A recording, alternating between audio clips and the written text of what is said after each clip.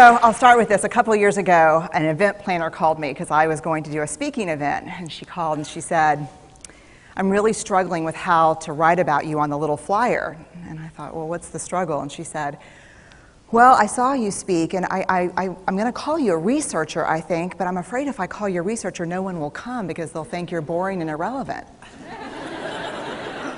And I was like, okay. And she said, but the thing I liked about your talk is, you're a storyteller, so I think what I'll do is just call you a storyteller. And of course, the academic, insecure part of me was like, you're going to call me a what? And she said, I'm going to call you a storyteller. And I was like, oh, why not Magic Pixie? I was like, let me think about this for a second. And so I tried to call deep on my courage, and I thought, I am a storyteller. I'm a qualitative researcher. I collect stories. That's what I do. And maybe stories are just data with a soul, and maybe I'm just a storyteller. So I said, you know what? Why don't you just say I'm a researcher storyteller? And she went, there's no such thing. So I'm a researcher storyteller.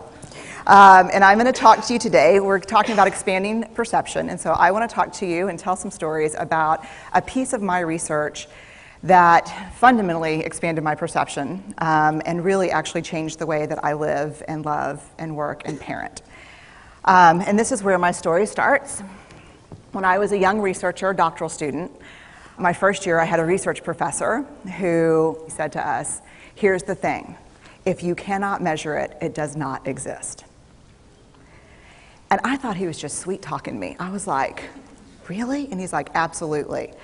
So you have to understand that I have a bachelor's in social work, a master's in social work, and I was getting my PhD in social work. So my entire academic career was surrounded by people who kind of believed in the life's messy, love it, and I'm more the life's messy, clean it up, organize it, and put it into a bento box. And so to think that I had found my way, to found a career that takes me, really one of the big sayings in social work is lean into the discomfort of the work. And I'm like, knock discomfort upside the head and move it over and get all A's. That was my mantra. So I was very excited about this. And so I thought, you know what? This is the career for me because I am interested in some messy topics, but I want to be able to make them not messy.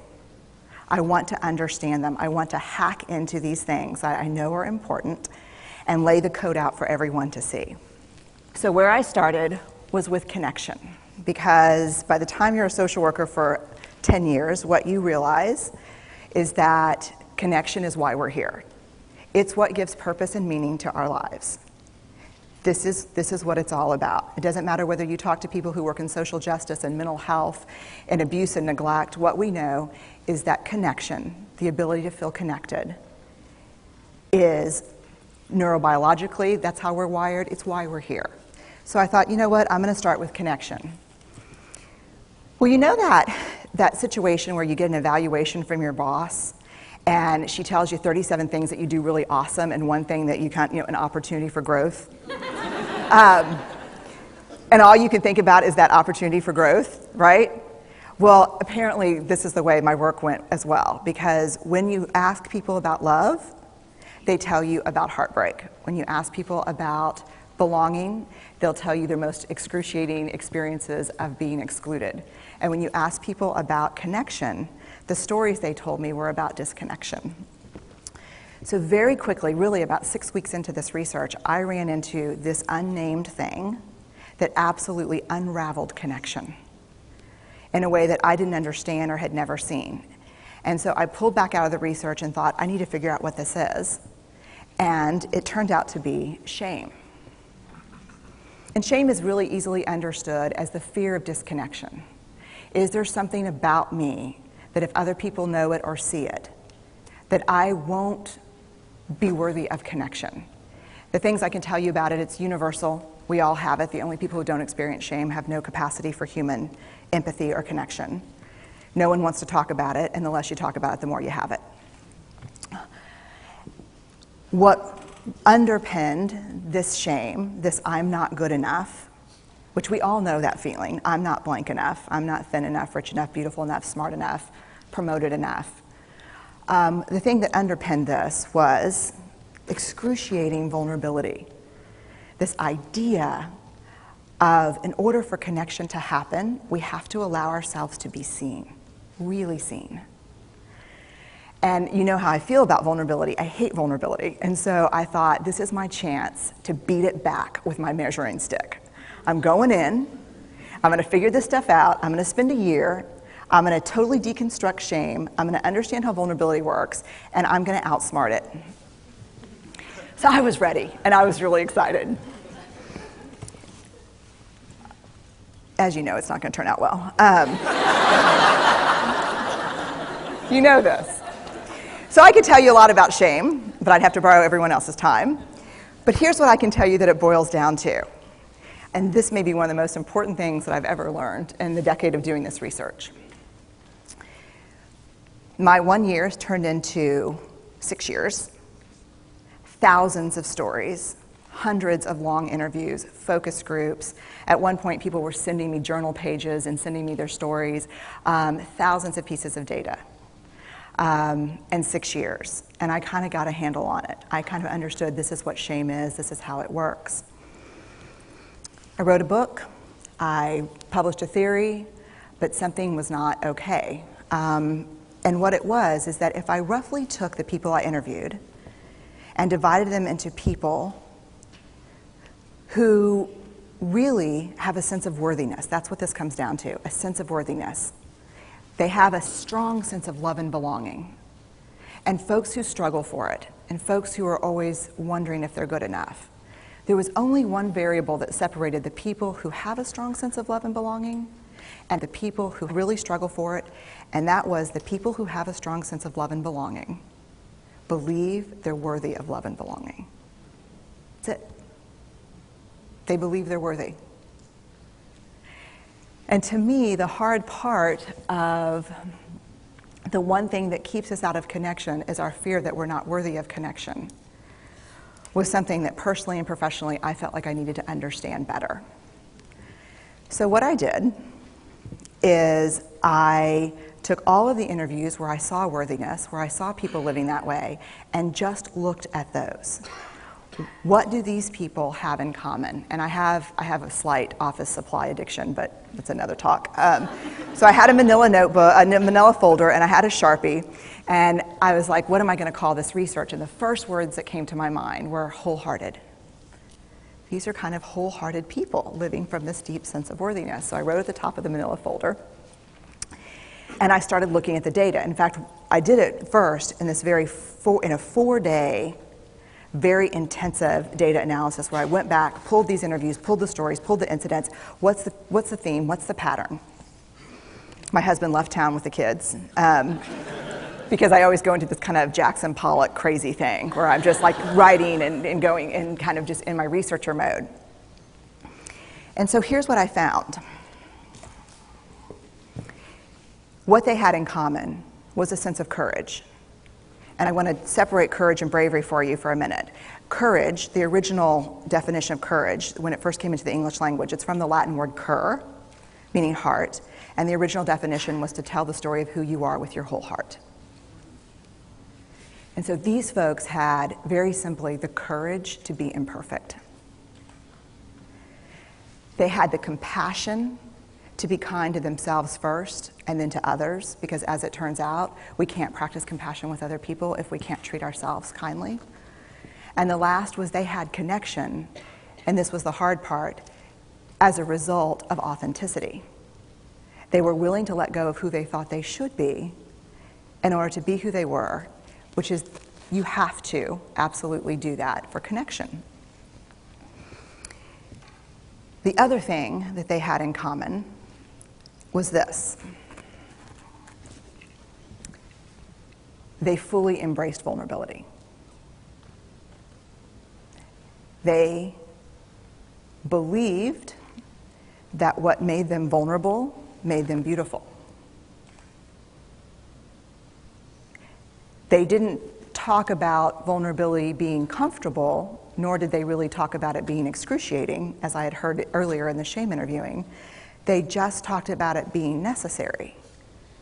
They talked about the willingness to say I love you first. The willingness to do something where there are no guarantees. The willingness to breathe through waiting for the doctor to call after your mammogram. The willing to invest in a relationship that may or may not work out. They thought this was fundamental. I personally thought it was betrayal. I could not believe I had pledged allegiance to research, where our job, the definition of research is to control and predict, to study phenomenon for the explicit reason to control and predict. And now my mission to control and predict had turned up the answer that the way to live is with vulnerability and to stop controlling and predicting. This led to a little breakdown, which actually looked more like this. And it did. It led to I call it a breakdown, my therapist calls it a spiritual awakening. Spiritual awakening sounds better than breakdown, but I assure you it was a breakdown. And I had to put my data away and go find a therapist. Let me tell you something. You know who you are when you call your friends and say, I think I need to see somebody. Do you have any recommendations? Because about 5 of my friends are like, woo, I wouldn't want to be your therapist. And I was like, what does that mean? And they're like, I'm just saying, don't bring your measuring stick. It's like, okay. So I found a therapist. My first meeting with her, Diana, I brought in my list of the way the wholehearted live. And I sat down, and she said, how are you? And I said, I'm great, I'm okay. And she said, what's going on? And I said, and this is a therapist who sees therapists, because we have to go to those because their BS meters are good. And so I said, here's the thing, I'm struggling. And she said, what's the struggle? And I said, well, I have a vulnerability issue, and I know that vulnerability is kind of the core of shame and fear and our struggle for worthiness, but it appears that it's also the birthplace of joy, of creativity, of belonging, of love, and I think I have a problem, and I need some help. And I said, but here's the thing, no family stuff, no childhood shit, I just need some strategies.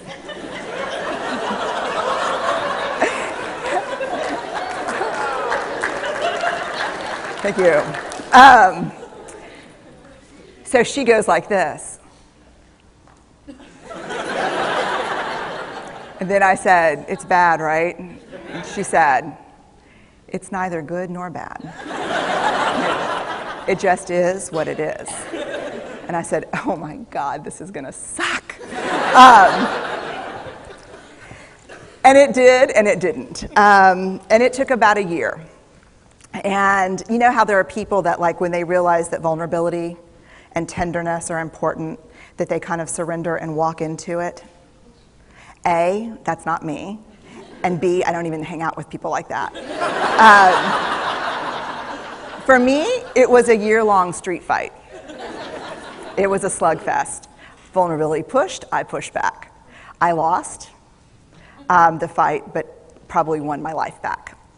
And so then I went back into the research and spent the next couple of years really trying to understand what the wholehearted, what the choices they were making, and what are we doing with vulnerability? Why do we struggle with it so much? Am I alone in struggling with vulnerability? No. So this is what I learned. We numb vulnerability. When we're waiting for the call, it was funny, I sent something out on Twitter and on Facebook that says, how would you define vulnerability? What makes you feel vulnerable? And within an hour and a half, I had 150 responses.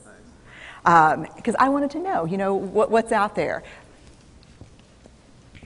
Having to ask my husband for help because I'm sick and we're newly married. initiating sex with my husband, initiating sex with my wife, being turned down, asking someone out, waiting for the doctor to call back, getting laid off, laying off people. This is the world we live in. We live in a vulnerable world. And one of the ways we deal with it is we numb vulnerability. And I think there's evidence, and it's not the only reason this evidence exists, but I think that it's a huge cause. We are the most in debt, obese, addicted, and medicated adult cohort in U.S. history. The problem is, and I learned this from the research, that you cannot selectively numb emotion. You can't say, here's the bad stuff. Here's vulnerability, here's grief, here's shame, here's fear, here's disappointment. I don't want to feel these. I'm going to have a couple of beers and a banana nut muffin. I don't want to feel these. And I know that's knowing laughter. I hack into your lives for a living. I know that's, God. You can't numb those hard feelings without numbing the other affects or emotions. You cannot selectively numb. So when we numb those, we numb joy. We numb gratitude. We numb happiness. And then we are miserable and we are looking for purpose and meaning. And then we feel vulnerable. So then we have a couple of beers and a banana nut muffin. And it becomes this dangerous cycle. One of the things that I think that we need to think about is why and how we numb. And it doesn't just have to be addiction. The other thing we do is we make everything that's uncertain certain. Religion has gone from a belief in faith and mystery to certainty. I'm right, you're wrong, shut up. That's it. Just certain. The more afraid we are, the more vulnerable we are, the more afraid we are. This is what politics looks like today. There's no discourse anymore. There's no conversation. There's just blame. You know how blame is described in the research? A way to discharge pain and discomfort. We perfect. If there's anyone who wants their life to look like this, it would be me. But it doesn't work, because what we do is we take fat from our butts and put it in our cheeks. Which just, I hope in 100 years people will look back and go, wow. You know? And we perfect, most dangerously, our children. Let me tell you what we think about children. They're hardwired for struggle when they get here. When you hold those perfect little babies in your hand, our job is not to say, look at her, she's perfect. My job is just to keep her perfect, make sure she makes the tennis team by 5th grade and Yale by 7th grade. That's not our job. Our job is to look and say, you know what? You're imperfect and you're wired for struggle, but you are worthy of love and belonging. That's our job.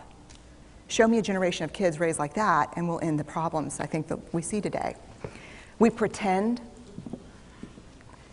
that what we do doesn't have an effect on people. We do that in our personal lives. We do that corporate, whether it's a bailout, an oil spill, a recall. We pretend like what we're doing doesn't have a huge impact on other people. I would say to companies, this is not our first rodeo, people. We just need you to be authentic and real and say, we're sorry, we'll fix it. But there's another way, and I'll leave you with this. This is what I have found. To let ourselves be seen, deeply seen, vulnerably seen. To love with our whole hearts, even though there's no guarantee. And that's really hard, and I can tell you as a parent, that's excruciatingly difficult. To practice gratitude and joy in those moments of kind of terror when we're wondering, can I love you this much? Can I believe in this passionately? Can I be this fierce about this? Just to be able to stop and instead of catastrophizing what might happen, to say, I'm just so grateful. Because to feel this vulnerable means I'm alive. And the last, which I think is probably the most important, is to believe that we're enough. Because when we work from a place, I believe, that says, I'm enough, then we stop screaming and start listening. we're kinder and gentler to the people around us, and we're kinder and gentler to ourselves. That's all I have.